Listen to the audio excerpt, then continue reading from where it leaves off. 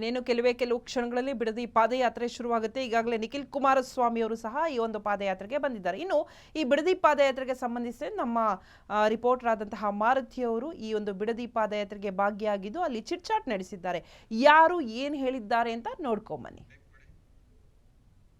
Bidadi township ವಿರೋಧಿಸಿ ಇವತ್ತು JDS ನಾಯಕರು ಬೈರಮಂಗಲದಿಂದ ಬೆಂಗಳೂರುವರೆಗೂ ಕೂಡ ಪಾದಯಾತ್ರೆ ಹಮ್ಮಿಕೊಂಡಿರುವಂಥದ್ದು. 3 ದಿನಗಳ ಕಾಲ ನಡೆಯುವಂತಹ ಈ ಪಾದಯಾತ್ರೆ ನೇತೃತ್ವವನ್ನ ನಿಖಿಲ್ ಕುಮಾರಸ್ವಾಮಿ ಅವರು ವಹಿಸಿರುವಂಥದ್ದು. ಇವತ್ತು ಕುಮಾರಸ್ವಾಮಿ ಅವರು ಕೂಡ ಉದ್ಘಾಟನೆ ಮಾಡುವಂಥದ್ದು. ಇದ್ರ ಬಗ್ಗೆ ಮಾತನಾಡೋದಕ್ಕೆ ಜೆಡಿಎಸ್ ನ ಹಿರಿಯ ನಾಯಕರಾದಂತಹ ಶ್ರೀಕಂಠೇಗೌಡರು ಇರುವಂಥದ್ದು. ಸರ್, ಇವತ್ತು ಪಾದಯಾತ್ರೆ ಹಮ್ಮಿಕೊಂಡಿದ್ದೀರಾ, ಅದ್ರ ಬಗ್ಗೆ ಏನಿದೆ? ಇಂದು 2ನೇ ಹಂತದ ಬಿಡದಿಯಿಂದ ಫ್ರೀಡಂ ಪಾರ್ಕ್ ವರೆಗಿನ ಪಾದಯಾತ್ರೆ ಇನ್ನು ಕೆಲವೇ ಕ್ಷಣಗಳಲ್ಲಿ ಪ್ರಾರಂಭ ಆಗ್ತಾ ಇದೆ. ನಮ್ಮ ಪ್ರಶ್ನೆ ಇಷ್ಟೇ, ಬಿಡದಿ ಭಾಗದ 7,963 ಎಕರೆ ಜಮೀನನ್ನು ಇವತ್ತು ರೈತರಿಂದ ಸ್ವಾಧೀನ ಮಾಡಿಕೊಳ್ಳಲಿಕ್ಕೆ ಈ ಸರ್ಕಾರ ಮುಂದಾಗಿದೆ. ಬಿಡದಿಯ ಟೌನ್ಶಿಪ್ಪನ್ನು ಕೇಳಿದವರು ಯಾರು? ಅದರ ಅಗತ್ಯ ಏನಿದೆ? ರೈತರು ಈ ಮೂಲಕ ತೆಂಗು ಬೆಳೆಯನ್ನು ಬೆಳೀತಾ ಇದ್ದಾರೆ, ಅಡಿಕೆ ಬೆಳೆಯನ್ನು ಬೆಳೀತಾ ಇದ್ದಾರೆ, ರೇಷ್ಮೆ ಬೆಳೆಯನ್ನು ಬೆಳೀತಾ ಇದ್ದಾರೆ. ಮೀರಿ 6 ರಿಂದ 7 ಲಕ್ಷ ಲೀಟರ್ ಉತ್ಪತ್ತಿ ಹಾಲನ್ನು ಪ್ರತಿದಿನ ಹಾಲು ಉತ್ಪಾದಕರ ಒಕ್ಕೂಟಕ್ಕೆ ಸರಬರಾಜು ಮಾಡ್ತಾ ಇದ್ದಾರೆ. ಜನ ಆ ಮೂಲಕ ತಮ್ಮ ಬದುಕನ್ನು ಕಟ್ಟಿಕೊಂಡಿದ್ದಾರೆ. ಹಸಿರಿದೆ. ಈಗಾಗಲೇ ಬೆಂಗಳೂರು ನಗರದಲ್ಲಿರ್ತಕ್ಕಂಥ ಮಾಲಿನ್ಯವನ್ನು ನಿವಾರಣೆ ಮಾಡ್ತಕ್ಕಂಥ ಕೆಲಸವನ್ನು ಈ ಭಾಗದ ಈ ಭೂಮಿಯ ಆಮ್ಲಜನಕದ ಉತ್ಪತ್ತಿಯಿಂದ ಮಾಡ್ತಾ ಇದ್ದಾರೆ. ಈಗಿರುವಾಗ ಮತ್ತೆ ನೀವು ಇಲ್ಲಿ ಟೌನ್ಶಿಪ್ಪನ್ನು ಮಾಡಕೊಟ್ರೆ ಅದರ ಉದ್ದೇಶ ಏನು? ರಿಯಲ್ ಎಸ್ಟೇಟ್ ದಂಧೆ ಮಾಡ್ಲಿಕ್ಕಾ? ಮತ್ತು ಇಲ್ಲಿ 2,600 ಎಕರೆ ಸರ್ಕಾರಿ ಜಮೀನಿತ್ತು, ಈಗ 600 ಎಕರೆಗಳಿದೆ. ಇನ್ನು 2,000 ಎಕರೆನ ಯಾರ್ಯಾರ ಹೆಸರು ಮಾಡಿಸ್ಕೊಟ್ರಿ ಈ ಖಾತೆನ? ಆ ಮೂಲಕ ಕೋಟಿ ಹಣವನ್ನು ನುಂಗಕ್ಕೆ ಕೊಟ್ಟಿದ್ದೀರಾ? ಇದು ಭ್ರಷ್ಟಾಚಾರದ ಪ್ರತೀಕವೇ ಹೊರತು ಯೋಜನೆ ಯಾರ ಉದ್ಧಾರಕ್ಕೂ ಅಲ್ಲ. ಇದು ನಿಮ್ಮ ಉದ್ಧಾರಕ್ಕೆ, ನಿಮ್ಮ ಆಸ್ತಿಯನ್ನು ಮತ್ತು ಏನು ಈ ದೇಶದಲ್ಲಿ ಶ್ರೀಮಂತ ಮುಖ್ಯಮಂತ್ರಿ ಇದ್ರೋ ಅದನ್ನು ಇನ್ನೂ ಡಬಲ್ ಮಾಡ್ಕೊಳ್ಳಿ ಕೊಟ್ಟಿದ್ದೀರಾ? ನನಗೊಂದೇ ಪ್ರಶ್ನೆ ಉತ್ತರ ಕೊಡಿ. 2,600 ಎಕರೆ ಸರ್ಕಾರಿ ಜಮೀನು ಇತ್ತಲ್ಲ, 2,000 ಎಕರೆ ಮಂಗಮ ಆಯ್ತಲ್ಲ, ಎಲ್ಲೋಯ್ತು? ಯಾರ ಹೆಸರಿಗೋಯ್ತು? ಅದರಿಂದ ಬರೋ ಕೋಟಿ ಹಣ ಎಲ್ಲಿಗೆ ಹೋಗುತ್ತೆ? ಇದು ಭ್ರಷ್ಟಾಚಾರದ ಯೋಜನೆಯೇ ಹೊರತು ಇನ್ಯಾರಿಗೂ ಸೂರನ್ನು ಕಲ್ಪಿಸಿಕೊಡುವ ಯೋಜನೆ ಅಲ್ಲ. ರೈತರ ಬದುಕನ್ನು ಬರಿದು ಮಾಡುವ ಯೋಜನೆಯೇ ಹೊರತು ಇದರಿಂದ ಯಾವ ಉದ್ದೇಶವೂ ಸಾಧ್ಯ ಆಗೋದಿಲ್ಲ. ಕಾರಣ, ಈ ಹಿಂದೆ ನೀವೇ ಡಿ.ಕೆ. ಶಿವಕುಮಾರ್ ಸದನದಲ್ಲಿ ವಿರೋಧ ಮಾಡಿದ್ರಲ್ಲ, ಸಿದ್ದರಾಮಯ್ಯ ವಿರೋಧ ಮಾಡಿದ್ರಲ್ಲ, ಆಗ ಕುಮಾರಸ್ವಾಮಿ ಯೋಜನೆ ಪೂರ್ಣವಾಗಿ ಕೈ ಬಿಟ್ರಲ್ಲ. ಅದನ್ನ ನೆನೆಸ್ಕೊಳ್ಳಿ. ನೀವು ಆಡಿದ ಮಾತುಗಳ ದಾಖಲೆಗಳು ಇವತ್ತಿದ್ದಾವೆ. ಸದನದಲ್ಲಿ ಈ ಬಾರಿ ಅದನ್ನು ಚರ್ಚೆ ಮಾಡ್ತೀವಿ ನಾವು. ಹಾಗಾಗಿ ಕೂಡಲೇ ಈ ಟೌನ್ಶಿಪ್ ಯೋಜನೆಯನ್ನು ಕೈ ಬಿಡಬೇಕು ಅಂತೇಳಿ ಈ ಹೋರಾಟವನ್ನು, ಪಾದಯಾತ್ರೆ ಹೋರಾಟವನ್ನು ಕೈಗೆತ್ತಿಕೊಂಡಿದ್ದೇವೆ. ಇನ್ನು ಕೆಲವೇ ಕ್ಷಣಗಳಲ್ಲಿ ಪ್ರಾರಂಭ ಆಗ್ತದೆ. ಅವ್ರು ಹೇಳ್ತಿರೋಂಥದ್ದು, ನಾವು ಯಾವುದೇ ಕಾರಣಕ್ಕೂ ಅಂದ್ರೆ ಬಲವಂತವಾಗಿ ಜಮೀನು ಪಡೀತಿಲ್ಲ, ಕೊಡೋರ್ದು ಮಾತ್ರ ತೆಗೆದುಕೊಳ್ತಿದೀವಿ, ಅದಕ್ಕೊಂದು ಕಮಿಟಿ ಕೂಡ ಮಾಡ್ತೀವಿ ಅಂತ ಹೇಳಿ. ಸ್ವಾಮಿ, ಬಹಳ ಜನ ರೈತರು ಕಳೆದ 525 ದಿನಗಳಿಂದ ಧರಣಿ ಸತ್ಯಾಗ್ರಹ ಮಾಡ್ತಾ ಇದ್ದಾರೆ. ಧರಣಿ ಸತ್ಯಾಗ್ರಹ 520 ದಿನದಿಂದ ಮಾಡ್ತಾ ಇದ್ದಾರೆ. ಅರ್ಥ ಏನು? ಅದ್ರ ಉದ್ದೇಶ ಏನು? ಎಲ್ಲೋ ಕೆಲವರು ಮುಂದಾಗ್ಬೋದು, ನಿಮ್ಮ ಕಾಂಗ್ರೆಸ್ ಪಕ್ಷದ ಕಾರ್ಯಕರ್ತರು ರೈತರಿಗೆ ಮುಂದಾಗ್ಬೋದು. ಆದ್ರೆ ಉಳಿದವ್ರಿಗೆ ಯೋಜನೆ ಬೇಡವಾಗಿದೆಯಲ್ಲ, ಪಾಪ ಅವ್ರಿಗೆ ತಿಳುವಳಿಕೆ ಅಭಾವ, ದೂರದೃಷ್ಟಿ ಅಭಾವ, ಅವ್ರ ಬದುಕನ್ನೇ ಬರೆದು ಮಾಡ್ಕೊಳ್ತಾರೆ. ಯಾಕೆಂದ್ರೆ ಒಂದ್ ಕಡೆ ಹಾಲು ಉತ್ಪತ್ತಿ, ಒಂದ್ ಕಡೆ ರೇಷ್ಮೆ ಬೆಳೆ, ಒಂದ್ ಕಡೆ ತೆಂಗು ಬೆಳೆ, ಒಂದ್ ಕಡೆ ತರಕಾರಿ ಬೆಳೀತಾರೆ. ಈ ಮೂಲಕ ಬದುಕು ಕಟ್ಕೊಂಡಿದ್ದಾರೆ. ಈಗ ಆ ಬದುಕನ್ನ ಸರ್ವನಾಶ ಮಾಡುವ ಉದ್ದೇಶ ಇದರಲ್ಲಿ ಅಡಕವಾಗಿದೆ ಹೊರತು ಇನ್ಯಾರ ಉದ್ಧಾರವಲ್ಲ. ಉದ್ಧಾರ ಆಗೋದಾದ್ರೆ ಆಳುವ ಜನರ ಉದ್ಧಾರ ಆಗುತ್ತೆ. ಯಾಕೆಂದ್ರೆ 2,600 ಎಕರೆಯಲ್ಲಿ 2,000ನ ಆಲೆ ಬೇರೆ ಬೇರೆ ಹೆಸರು ಖಾತೆ ಮಾಡಿಸ್ಕೊಟ್ಬಿಟ್ಟಿದ್ದೀರಲ್ಲ, ಅದರಿಂದ ಬರೋ 1,000 ಕೋಟಿ ಎಲ್ಗೋಗುತ್ತೆ ಸ್ವಾಮಿ? ನಿಮ್ಮ ಖಜಾನೆನೇ ತುಂಬಿಕೊಳ್ಳುತ್ತೆ. ಇದು ಎಲ್ರಿಗೂ ಅರ್ಥ ಆಗಲಿ. ದಯಮಾಡಿ ಈ ಕೂಡಲೇ ನಮ್ಮ ಭೂಮಿ ನಮ್ಮ ಹಕ್ಕು ಅನ್ನೋದನ್ನ ಅರ್ಥ ಮಾಡ್ಕೊಳ್ಳಿ. ಈ ಯೋಜನೆಯನ್ನು ಕೈ ಬಿಡಿ. ಇಲ್ಲದ ಹೋರಾಟ ನಿತ್ಯ ಮತ್ತು ನಿರಂತರ. ಸರ್, ಈಗಾಗಲೇ ನಿವೃತ್ತ ನ್ಯಾಯಮೂರ್ತಿ ನೇತೃತ್ವದಲ್ಲಿ ಒಂದು ಕಮಿಟಿಯನ್ನು ಕೂಡ ಸರ್ಕಾರ, ಅಂದ್ರೆ ಇವತ್ತು ನೀವು ಪಾದಯಾತ್ರೆ ನೆನ್ನೆನೆ ಘೋಷಣೆ ಮಾಡಿರುವಂಥದ್ದು, ಅದು ಕಮಿಟಿ ಅಂದ್ರೆ 30 ದಿನದಲ್ಲಿ ಅಂದ್ರೆ ವರದಿಯನ್ನು ಕೊಡಬೇಕು ಅಂತ ಕೂಡ ಹೇಳಿರುವಂಥದ್ದು. ಇದ್ರ ಬಗ್ಗೆ ಇದು ನಿವೃತ್ತ ನ್ಯಾಯಮೂರ್ತಿಗಳ ಸಮಿತಿಯ ಒಂದು ಯೋಜನೆ, ಆಲೋಚನೆ, ಒಂದು ಕಣ್ಣೊರೆಸುವ ತಂತ್ರ. ಈ ಪಾದಯಾತ್ರೆ ಕೈ ಬಿಡ್ಲಿ ಅಂತ ಹೇಳಿ ಮಾಡಿರ್ತಕ್ಕಂಥ 100 ಹೊರತು ರೈತರಿಗೆ ನ್ಯಾಯ ಕೊಡಿಸೋದಲ್ಲ. ರೈತರಿಗೆ ನ್ಯಾಯ ಕೊಡಿಸ್ಬೇಕು ಅನ್ನೋದಾದ್ರೆ ನೀವು ಯೋಜನೆಯನ್ನು ಕೈ ಬಿಡಿ, ನ್ಯಾಯ ಕೊಡಿಸಿ. ಮೇಲ್ನೋಟಿಗೆ ಅರ್ಥ ಆಗುತ್ತಲ್ಲ. ಮತ್ತೆ ಅವತ್ತೇ ನೀವು ವಿರೋಧ ಮಾಡಿದ್ರಲ್ಲ, ಮತ್ತೆ ಇವತ್ತೇ ಕೈಗೆ ಎತ್ಕೋತೀರಿ? ಅವತ್ತೊಂದು ಧೋರಣೆ, ಇವತ್ತೊಂದು ಧೋರಣೆನಾ? ದಯಮಾಡಿ ಕೈ ಬಿಡಬೇಕು ಅನ್ನೋದೇ ನಮ್ಮ ಆಗ್ರಹ, ಹೋರಾಟ. ಒಂದು ವೇಳೆ ಅವ್ರು ಏನಾದ್ರು ನೀವು ಪಾದಯಾತ್ರೆ ಮುಗಿದ ಮೇಲೂ ಕೂಡ ಒಂದು ರೀತಿಯಾದಂತ ಏನು ಜಮೀನು ಸ್ವಾಧೀನ ಮುಂದಾದ್ರೆ, ಮತ್ತೆ ಅದೇ ರೀತಿಯಾದ ಬಿಡದಿ ಟೌನ್ಶಿಪ್ ಮಾಡಕ್ ಮುಂದಾದ್ರೆ ತಮ್ಮ ಹೋರಾಟ ಮುಂದೆ ಆಗಿರುತ್ತೆ. ಮತ್ತೆ ಪರ್ಯಾಯವಾದ ಹೋರಾಟವನ್ನ ನಿರಂತರವಾಗಿ ರೂಪಿಸ್ತೀವಿ. ಹೇಗೆ ರೈತರು ಕಳೆದ 525 ದಿನಗಳಿಂದ ಹೋರಾಟ ಮಾಡ್ತಾ ಇದ್ರಲ್ಲ, ಧರಣಿ ಮಾಡ್ತಾ ಇದ್ದಾರಲ್ಲ, ಅವ್ರಿಗೆ ನಾವು ಸಾಥು ಬೆಂಬಲ ಕೊಡಲೇಬೇಕಲ್ಲ. ಅವ್ರು ಯಾರನ್ನು ಕೇಳಿ ಕೂತಿಲ್ಲ ಹೋರಾಟಕ್ಕೆ. ನಮ್ಮ ಭೂಮಿ ನಮ್ಮ ಹಕ್ಕು, ನಾವು ಉಳಿಸ್ಕೊಳ್ಳೇಬೇಕು ಅಂತೇಳಿ ಕೂತಿದ್ದಾರೆ ಧರಣಿಗೆ. ಆ ಧರಣಿ ನಿರತರಿಗೆ ನಾವು ಸಾಥ್ ಕೊಡಬೇಕಲ್ಲ, ಶಕ್ತಿ ತುಂಬಬೇಕಲ್ಲ, ಆ ಕೆಲಸ ನಾವು ಮಾಡ್ತಾ ಇದ್ದೇವೆ. Thank you sir. ಇಷ್ಟು JDSನ ಹಿರಿಯ ನಾಯಕರಾದಂತಹ ಶ್ರೀಕಂಠೇಗೌಡರು ಮತ್ತು ಕ್ಯಾಮ್ರಾ ಪರ್ಸನ್ ಗಿರೀಶ್ ಜೊತೆ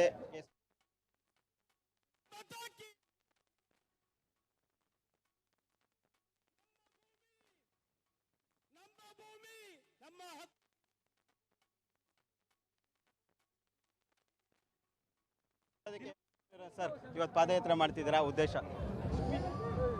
ಉದ್ದೇಶ ಫಲವತ್ತಾದಂಥ ಭೂಮಿಯನ್ನು ರೈತರಿಗೆ ಉಳಿಸ್ಬೇಕು ಅಂತಕ್ಕಂಥದ್ದು ಹೋರಾಟ.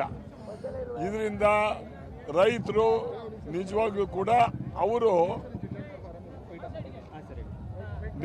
ಕೂಡ ರೈತರಿಗೆ ಭೂಮಿ ಉಳಿದ್ರೆ ಮನೆ ಉಳಿತದೆ, ದೇಶ ಉಳಿತದೆ ಅಂತಕ್ಕಂಥದ್ದು ನೋಡಿ ನಾವು ರೈತ ಪರ ಮಾಡ್ತಾ ಇದ್ದೀವಿ. ಯಾವುದೇ ಆದಂಥ ಫಲವತ್ತಾದ ಭೂಮಿಯನ್ನು ರೈತರಿಂದ ಕಿತ್ಕೋಬಾರ್ದು ಅಂತಕ್ಕಂಥದ್ದು ನಮ್ದು. ಸರ್ಕಾರದಿಂದ ಕಮಿಟಿ ಮಾಡಿ 30 ದಿನಗಳು ವರದಿ ಕೊಡಬೇಕಂತ ನಿವೃತ್ತ ಜಡ್ಜ್ನಲ್ಲಿ ಅಲ್ಲಪ್ಪ, ಕಮಿಟಿ ಯಾವಾಗ ನಾವು ಹೋರಾಟ ಮಾಡ್ತಾ ಇದ್ವಿ ಅಂದಮೇಲೆ ಕಮಿಟಿ ಮಾಡ್ತಾರೆ. ಕಮಿಟಿ ನೆಸೆಸಿಟಿ ಏನಲ್ಲಿ? ಕಮಿಟಿ ಬೇಕಾಗಿರಲಿಲ್ಲ. ಕಮಿಟಿ ಅಂದ್ರೇನು? ಜನರ ವಿರುದ್ಧವಾಗಿ ಕಮಿಟಿ ವಿರುದ್ಧ ಕೊಡೋಕ್ಕಾಗ್ತದ? ಕಮಿಟಿ ಮಾಡಿರೋದು ಅವ್ರು ವೈಯಕ್ತಿಕವಾಗಿ ಮಾಡಿಸಿದ್ದಾರೆ. ಅವರು ಏನು ರಿಪೋರ್ಟ್ ಕೊಡ್ತಾರೆ ಅದು ಬೇರೆ ಪ್ರಶ್ನೆ. ಇದು ಹಿಂದೆ DK ಶಿವಕುಮಾರ್ ಅವರು ಇದರಲ್ಲಿ ಮಾಡಬಾರ್ದು ಅಂತ ಕುಮಾರಸ್ವಾಮಿ ಚೀಫ್ ಮಿನಿಸ್ಟರ್ ಆಗಿದ್ದು ಮಾಡಿದ್ರು. ಅದೇ ಬಾಲಕೃಷ್ಣ ಅವರು ಕೂಡ ಇದರಲ್ಲಿ ಯಾಗೋ ಕೂಡುದು ಅಂತ ಕೂಡ ಅವ್ರ ಧ್ವನಿನೂ ಇದೆ. ಈಗ ಅಸೆಂಬ್ಲಿಗೆ ಗೊತ್ತಾಗ್ತದೆ, ಅಲ್ಲಿ ನಡೀರಿ ಗೊತ್ತಾಗ್ತದೆ. ಕುಮಾರಣ್ಣನ ಕೂಸು ಅಂತ ಕೂಡ ಆರೋಪವನ್ನು ಮಾಡ್ತಾ ಇರೋದು. ಹೌದಪ್ಪ, ನಮ್ಮ ಕೂಸು ಇದು ರೆಡ್ ಝೋನ್ ಮಾಡದೇ ಇದ್ರೆ ಜಮೀನು ಏನಾಗ್ತಿತ್ತು? ರಿಯಲ್ ಎಸ್ಟೇಟ್ ಅವರ ಪಾಲಾಗ್ತಿತ್ತು. ಆ ರೆಡ್ ಝೋನ್ ಮಾಡೋ ಹೊತ್ತಿಗೆ ಇವತ್ತು ರೈತರ ಜಮೀನು ರೈತರಿಗೆ ಉಳ್ಕೊಂಡಿರ್ತದೆ. ಸದನದಲ್ಲಿ ಹೋರಾಟ ನಿಮ್ಮದೇ ಆಗಿರುತ್ತೆ. ಈಗ ಸದನ ಕೂಡ ಆರಂಭ ಆಗುತ್ತೆ. ಇದು ಹೋರಾಟ, ಇದು ಪ್ರಾರಂಭ, ಇದು ಅಲ್ಲಿ ಎಂಡಿಗೆ ತಗೊಂಡೋಯ್ತೀವಿ. Thank you. ಇಷ್ಟು ಶಾಸಕರಾದಂಥ ಎ ಮಂಜು ಅವರ ಮತ್ತು ಕ್ಯಾಮ್ರಾ ಪರ್ಸನ್ ಲಕ್ಷ್ಮಣ್ ಜೊತೆ ಕೇಸ್ ಮಾಡ್ತೇನೆ, ಫ್ರೀಡಮ್ ಟಿವಿ ಬೆಂಗಳೂರು. ದಯಮಾಡಿ ವ್ಯಾನನ್ನ ತೆರವುಗೊಳಿಸಿ. ಬಿಡದಿ ಟೌನ್ಶಿಪ್ ವಿರೋಧಿಸಿ ಇವತ್ತು JDS ಮತ್ತು BJP ನಾಯಕರು ಪ್ರತಿಭಟನೆಯನ್ನು ಮತ್ತು ಪಾದಯಾತ್ರೆಯನ್ನು ಹಮ್ಮಿಕೊಂಡಿರೋದು. ಇದ್ರ ಬಗ್ಗೆ ಮಾತನಾಡೋದು ನಮ್ಮ ಜೊತೆ ಅನ್ನದಾನಿ ಅವರು ಸರ್. ಇವತ್ತು ಪ್ರತಿಭಟನೆ ಮತ್ತು ಪಾದಯಾತ್ರೆ ಕೂಡ ಎರಡೂ ಮಾಡ್ತಿದ್ದೀರಾ. ಇದು ಕುಮಾರಸ್ವಾಮಿ ಅವರು ಕೂಡ ಚಾಲನೆ ಕೊಡ್ತಿದ್ದಾರೆ. ಪ್ರಮುಖ ಉದ್ದೇಶ ನಮ್ಮ ಪಕ್ಷದ ಮತ್ತು ನಮ್ಮ ನಾಯಕರು ಕುಮಾರಸ್ವಾಮಿ, ನಿಖಿಲ್ ಕುಮಾರಸ್ವಾಮಿ ಅವರ ಮತ್ತು BJP ಸ್ನೇಹಿತರ ನೇತೃತ್ವದ ಎರಡನೇ ಪಾದಯಾತ್ರೆ. ಮೊದಲನೇ ಪಾದಯಾತ್ರೆ ಅಂಚಿಪುರದಿಂದ ಹೊಸೂರುವರೆಗೆ ಪಾದಯಾತ್ರೆ ಮಾಡಿರ್ತಕ್ಕಂಥದ್ದು ಹೋರಾಟ ಮಾಡಿದ್ದೇವೆ. ಈಗಾಗಲೇ ನಮಗೆ ಸ್ವಲ್ಪ ಮಟ್ಟಿಗೆ ನ್ಯಾಯಾಲಯದಲ್ಲೂ ಕೂಡ ರೈತರ ಪರವಾಗಿ ಇವತ್ತು ರಿಲೀಫ್ ಸಿಕ್ಕಿದೆ. ಈಗ ನಮ್ಮ ನಾಯಕರು ಇವತ್ತು ಎರಡನೇ ಪಾದಯಾತ್ರೆಯನ್ನು ಎರಡು ಪಕ್ಷಗಳು ಸೇರಿ ಒಟ್ಟಾಗಿ ಇವತ್ತು ಪಾದಯಾತ್ರೆಯನ್ನು ಪ್ರಾರಂಭ ಮಾಡಿದ್ದೀವಿ. ಈ ಪಾದಯಾತ್ರೆ ಯಾಕಪ್ಪ ಅಂದರೆ ಇವತ್ತು ರೈತರ ಬದುಕನ್ನು ಹಸನು ಮಾಡಲಿಕ್ಕೆ, ರೈತರು ಹೇಗಿದ್ದಾರೆ ಬಿಡದಿ ಹೋಬಳಿನಲ್ಲಿ ಅದೇ ರೀತಿ ಅವರನ್ನು ಇವತ್ತು ನಾವು ಮುನ್ನಡೆಸಲಿಕ್ಕೋಸ್ಕರ ಇವತ್ತು ಈ ಹೋರಾಟವನ್ನು ರೈತರ ಪರವಾಗಿ ಮಾಡ್ತಾ ಇರೋದು. ಮತ್ತು ರೈತರು ಒಳಗೂಡಿ, ರೈತರು ಕೂಡ ಬಿಡದಿ ರೈತರು ನಾವು ಎಲ್ಲರೂ ಸೇರಿ ಇವತ್ತು ಹೋರಾಟವನ್ನು ಮಾಡ್ತಾ ಇದ್ದೇವೆ. ನಾವು ಯಾವುದೋ ಪಕ್ಷ ಕಟ್ಕೊಂಡಿದ್ದೀವಿ, BJPನೋ JDS ಅಂತಂದರೆ ನಾವೇನು ರಾಜಕೀಯ ಅಲ್ಲ. ನಮ್ಮಪ್ಪ ರೈತ, ನಮ್ಮ ತಾತ ರೈತ, ಯಡಿಯೂರಪ್ಪರು ರೈತರು, ಅವರು ಹೊಲ ಉತ್ತಿದ್ದಾರೆ. ದೇವೇಗೌಡ ಸಾಹೇಬರು ಹೊಲ ಉತ್ತಿದ್ದಾರೆ, ಅವರು ರೈತರೇ. ಅವ್ರ ಮಕ್ಕಳು ರೈತರೇ. ಇವತ್ತು ಯಡಿಯೂರಪ್ಪರ ಮಕ್ಕಳು ರೈತರೇ. ಎಲ್ಲರೂ ನಾವೆಲ್ಲ ರೈತರೇ. ರಾಜಕೀಯದಲ್ಲಿ ಒಂದು ಏನು ವ್ಯಾಪಾರಸ್ಥ ಇರ್ತಾನೆ, ರಾಜಕಾರಣಿ ಇರ್ತಾನೆ, ಅಥವಾ ಬೇರೆ ಬೇರೆ ರೀತಿ ಸೈಂಟಿಸ್ಟ್ ಇರ್ತಾನೆ. ಆ ರೀತಿ ಒಂದೊಂದು ದಾರಿನಲ್ಲಿ ಒಬ್ಬೊಬ್ರು ಇದ್ದಾರೆ. ಹಾಗೆ ನಾವು ರೈತರ ಮಕ್ಕಳು ಇವತ್ತು ರಾಜಕೀಯದಲ್ಲಿದ್ದೀವಿ. ಹಾಗಂತ ಹೇಳಿ ಇವತ್ತು ನಾವೆಲ್ಲ ರೈತರಲ್ಲ ಅಂತಕ್ಕಂಥದ್ದನ್ನ ನೀವೇನು ಹೇಳ್ತಾ ಇದ್ದೀರಾ? ಇವರು ಪಕ್ಷದವರು ರಾಜಕೀಯ ಬೆರೆಸ್ತಾ ಇದ್ದಾರೆ ಅಂತ. ಇದೆಲ್ಲ ಶುದ್ಧ ಸುಳ್ಳು. ನಾವು ಕೂಡ ರೈತರ ಮಕ್ಕಳೇ. ರೈತರಿಗೆ ಅನ್ಯಾಯ ಆದಾಗ ಬೀದಿಗಿಳಿದು ಹೋರಾಟ ಮಾಡ್ತೇವೆ ಅಂತಕ್ಕಂಥದ್ದನ್ನ ಈ ಮುಖಾಂತರ ಈ ಸರ್ಕಾರಕ್ಕೆ ಎಚ್ಚರಿಕೆ ಕೊಡ್ಲಿಕ್ಕೆ ಬಯಸ್ತಾರೆ. ಸರ್ಕಾರದಿಂದ ಕಮಿಟಿಯನ್ನು ಮಾಡಿರೋದು 30 ದಿನಗಳಲ್ಲಿ ವರದಿ ಬರ್ತಾ ಇದೆ ಅಂತ ಕೂಡ ಹೇಳ್ತಾರೆ. ಯಾವುದೇ ಕಮಿಟಿ ಮಾಡಲಿ, ಯಾವುದೇ ಸರ್ಕಾರ ಇರಲಿ, ನೀವು ಏನಾದ್ರು ರೈತರು ಹೊಟ್ಟೆ ಮೇಲೆ ಹೊಡೆದ್ರೆ, ರೈತರಿಗೆ ಈ ರೀತಿ ತೊಂದರೆ ಕೊಟ್ಟರೆ ನಿಮ್ಮ ಸರ್ಕಾರ ಅರೆಕ್ಷಣ ಇರಲ್ಲ. ಇದು ಈ ರಾಜ್ಯದ, ಈ ದೇಶದ ಐತಿಹಾಸಿಕವಾದಂಥ ಇದು ಅನೇಕ ನಿದರ್ಶನಗಳಿದ್ದಾವೆ. ಅದರಿಂದ ನೀವು ಈ ಕೂಡಲೇ ಈ ಯೋಜನೆಯನ್ನು ಕೈ ಬಿಡಬೇಕು ಅಂತೇಳಿ ಈ ಸರ್ಕಾರವನ್ನು ಒತ್ತಾಯ ಮಾಡ್ತಾರೆ. ಸರ್, ಇದು ಕುಮಾರಸ್ವಾಮಿ ಅವರ ಕೂಸು, ಹಾಗಾಗಿ ಪಶ್ಚಾತ್ತಾಪದ ಪಾದಯಾತ್ರೆ ಮಾಡ್ತಿದ್ದಾರೆ ಅಂತ ಹೇಳ್ತಾರೆ. ಕುಮಾರಸ್ವಾಮಿಯವ್ರ ಕೂಸಲ್ಲ ಇದು. ಕುಮಾರಸ್ವಾಮಿಯವರು ಟೌನ್ಶಿಪ್ ಮಾಡಬೇಕು ಅಂತ ಹೇಳಿದಾಗ ಇದೇ ಬಿಡದಿಯ ರೈತರು, ಬೈರ್ಮಂಗಲದ ರೈತರು, ಇಲ್ಲ ನಮಗೆ ಈ ಟೌನ್ಶಿಪ್ಪು ಅಗತ್ಯ ಇಲ್ಲ, ನಾವು ರೈತರಾಗೇ ಉಳಿತೀವಿ, ನಾವು ಹಸು ಸಾಕ್ತಾ ಇದ್ದೀವಿ, ತೆಂಗಿನ ಮರಗಳಿದ್ದಾವೆ, ತರಕಾರಿ ಬೆಳೀತಾ ಇದ್ದೀವಿ, ನಮಗೆ ಬೇಡ ಅಂತೇಳಿ ರೈತರೆಲ್ಲ ಕುಮಾರಣ್ಣನಿಗೆ ಕೇಳ್ಕೊಂಡಾಗ ಅಸೆಂಬ್ಲಿಲೇ ಕುಮಾರಣ್ಣವರು ಆಯಿತು ನಮ್ಮ ರೈತರಿಗೋಸ್ಕರ ನಾನು ಈ ಟೌನ್ಶಿಪ್ನ ಬಿಡ್ತಾ ಇದ್ದೀನಿ, ಕೈ ಬಿಡ್ತಾ ಇದ್ದೀನಿ ಅಂತೇಳಿ ಏಕೈಕ ನಾಯಕ ಕುಮಾರಸ್ವಾಮಿಯವರು. ಕುಮಾರಸ್ವಾಮಿಯವ್ರ ಬಗ್ಗೆ ಯಾಕೆ ಮಾತಾಡ್ತೀರಿ ಬಾಲಕೃಷ್ಣ ಅವರೇ? ಈ ಕ್ಷೇತ್ರದ ಶಾಸಕರಾಗಿ ಈ ಕ್ಷೇತ್ರದ ರೈತರ ಒಡನಾಟ ಇಟ್ಕೊಂಡಿರೋರು ನೀವು, ರೈತರ ಅನಿಸಿಕೆಗಳನ್ನೇ ಅರ್ಥ ಮಾಡ್ಕೊಳ್ದೇ ಇರತಕ್ಕಂಥವ್ರು. ಈಗ ಮಂತ್ರಿ ಆಗಿದ್ದೀರಿ, ಈಗಲಾರು ಅರ್ಥ ಮಾಡ್ಕೊಂಡು ಗಂಭೀರವಾಗಿ ನೀವು ಕೈ ಬಿಡೋದು ಒಳ್ಳೆಯದು. Thank you sir. ಇಷ್ಟು JDSನ ಹಿರಿಯ ನಾಯಕರಾದಂತಹ ಅನ್ನದಾನಿ ಅವರ ಮಾತು. ಕ್ಯಾಮ್ರಾ ಪರ್ಸನ್ ಲಕ್ಷ್ಮೀಕಾಂತ್ ಜೊತೆ KS Maruti Naik, freedom TV, Bidadi.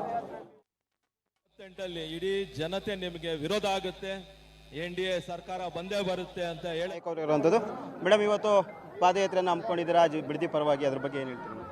ಇಲ್ಲ ಸರ್, ಬಿಡದಿ ಪರವಾಗಿ ಇವತ್ತು ಪಾದಯಾತ್ರೆ ಅವ್ರಿಗೆ ಬೆಂಬಲ ಕೊಟ್ಟು ನಾವು ಪಾದಯಾತ್ರೆ ಹಮ್ಮಿಕೊಂಡಿವಿ. ಸನ್ಮಾನ್ಯ ಕುಮಾರಣ್ಣವರು, ನಿಖಿಲ್ ಕುಮಾರಸ್ವಾಮಿ ಅವ್ರ ನೇತೃತ್ವ, ಸನ್ಮಾನ್ಯ ದೇವೇಗೌಡರು ಕೂಡ ಭಾಗವಹಿಸ್ತಾರೆ. ಬಿಡದಿ ರೈತರಿಗೆ ನ್ಯಾಯ ಸಿಗ್ಬೇಕು ಅನ್ನೋದೊಂದು ಬಿಟ್ಟರೆ ಬೇರೆ ಯಾವುದೇ ಉದ್ದೇಶ ಇಲ್ಲ ನಮಗೆ. ಹಂಗಾಗಿ ರೈತರಿಗೆ ನ್ಯಾಯ ಕೊಡಿಸೋದಕ್ಕೆ ನಾವು ಹೋರಾಟ ಜನರನ್ನ ನೂರಾರು ದಿನಗಳಿಂದ ಅವ್ರೇನು ಹೋರಾಟಕ್ಕೆ ಕೂತಾರ ಅವರಿಗೆ ಸಮಾಧಾನ ಮಾಡಿರಿ, ರೈತರಿಗೆ ನ್ಯಾಯ ಕೊಡ್ರಿ ಅಂತ ಸರ್ಕಾರ ಕೇಳ್ತೀವಿ. ಮೇಡಮ್, ಕೊನೆ ಪ್ರಶ್ನೆ, ಇದು ಕುಮಾರಸ್ವಾಮಿ ಅವರ ಕೂಸು, ಅದಕ್ಕಾಗಿ ಪಶ್ಚಾತ್ತಾಪದ ಪಾದಯಾತ್ರೆಯನ್ನು JDS ನಾಯಕರು ಹಮ್ಮಿಕೊಂಡಿದ್ದಾರೆ ಅಂತ ಹೇಳಲಾಗ್ತದೆ. ಇಲ್ಲ, ಅವ್ರು ಯಾಕೆ ಹೇಳ್ತಾರೆ ಗೊತ್ತಿಲ್ಲ. ಅವರು ದಾಖಲೆ ತೆಗೆದು ನೋಡಲಿ. ಕುಮಾರಣ್ಣವ್ರು ಮುಖ್ಯಮಂತ್ರಿ ಇದ್ದಾಗ ಅದನ್ನು ಬಿಡದಿ ಟೌನ್ಶಿಪ್ ಇದನ್ನು ಬಿಟ್ಕೊಡ್ರಿ ಅಂತ ಹೇಳ್ಯಾರ. ಬಿಟ್ಕೊಡ್ರಿ ಅಂತೇಳಿ ಅವ್ರಿಗೆ ಹೇಳಿದ್ದು ಉತ್ತರ ನೋಡಲಿ. ಅವರು ನೋಡಿದ ಮೇಲೆ ಅವ್ರು ಅನ್ಲಿ, ಅವ್ರು ಕನಸಿನ ಕೂಸಾದ್ರೆ ಇವ್ರಿಗೆ ಏನಾಗಿದೆ, ಇವ್ರು ಬಿಟ್ಕೊಟ್ರೆ ಆಯ್ತಲ್ಲ. ಇವ್ರು ರೈತರು ಬೇಡ ಅಂತಾರಲ್ಲ, ನಮ್ಗೆ ಬಿಟ್ಕೊಡ್ರಿ ಅಂತ ಹೋರಾಟ ಮಾಡ್ತಾರಲ್ಲ, ಯಾಕೆ ಹಿಂಸೆ ಮಾಡಬೇಕು? ಕುಮಾರಣ್ಣನ ಮೇಲೆ ಯಾವ ಯಾಕೆ ಕೇಳ್ಬೇಕು ಇವರು? ಕುಮಾರಣ್ಣವ್ರು ಯಾವತ್ತಿದ್ರು ರೈತರಿಗೆ ಅನ್ಯಾಯ ಆಗೋದು ಮಾಡಲ್ಲ ಅವರು. Okay madam, thank you. ಇಷ್ಟು ಶಾಸಕಿಯಾದಂತಹ ಕರಿಯಮ್ಮ ನಾಯ್ಕ ಅವರ ಮಾತು. ಕ್ಯಾಮ್ರಾ ಪರ್ಸನ್ ಲಕ್ಷ್ಮೀಕಾಂತ್ ಜೊತೆ KS Maruti Naik, freedom TV, Bidadi. ಸಾವಿರಾರು ಸಂಖ್ಯೆಯಲ್ಲಿ ಸುಮಾರು 3-4 ಕಿಲೋಮೀಟರ್ ಈಗಾಗಲೇ ಜನರು ಕಿಕ್ಕಿರಿದು ಸೇರಿದ್ದಾರೆ. ರೈತರು, ನಾವೆಲ್ಲ ರೈತರ ಮಕ್ಕಳು. ನಾವು ಶಾಸಕರಾಗಿದ್ರು ಕೂಡ ನಮ್ಮ ತಂದೆ ತಾತ ಎಲ್ಲ ರೈತರೇ.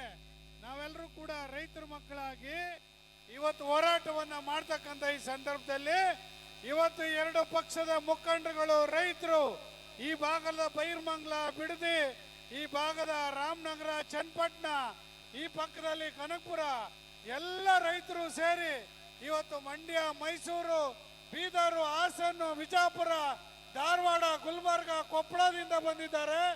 ಇವತ್ತು ರೈತರು ಹೋರಾಟ ಮಾಡಲಿಕ್ಕೆ ಬೆಂಗಳೂರು ಗ್ರಾಮಾಂತರ ನಗರ ಎಲ್ಲರೂ ಕೂಡ ಇವತ್ತು ಸಾವಿರಾರು ಸಂಖ್ಯೆಯಲ್ಲಿ ಇವತ್ತು ನಮ್ಮ ರೈತರು ಸೇರಿದ್ದಾರೆ. ಈಗಾದರೂ ಹೆಚ್ಚಿಸ್ಕೊಳ್ಳಿ DK ಶಿವಕುಮಾರ್ ಅವರೇ, ಬಾಲಕೃಷ್ಣ ಅವರೇ, ಈ ಕ್ಷೇತ್ರದ ಶಾಸಕರು, ನೀವು ಹೊಸದಾಗಿ ಮಂತ್ರಿ ಆಗಿದ್ದೀರಿ. ನೀವು ಮಂತ್ರಿಯಾಗಿ ಮುಂದುವರಿಬೇಕು ಬೇಡವೋ? ನೀವು ಮಂತ್ರಿಯಾಗಿ ಮುಂದುವರಿಬೇಕು ಅಂದ್ರೆ ಕೂಡಲೇ ಈ ಟೌನ್ಶಿಪ್ ಅನ್ನ ಕೈ ಬಿಡಿ. ಇಲ್ಲ ಅಂದ್ರೆ ನಿಮ್ ಸರ್ಕಾರ ನೀವು ಉಳಿಯಲ್ಲ. ಯಾವುದೇ ಕಾರಣಕ್ಕೂ ಕೂಡ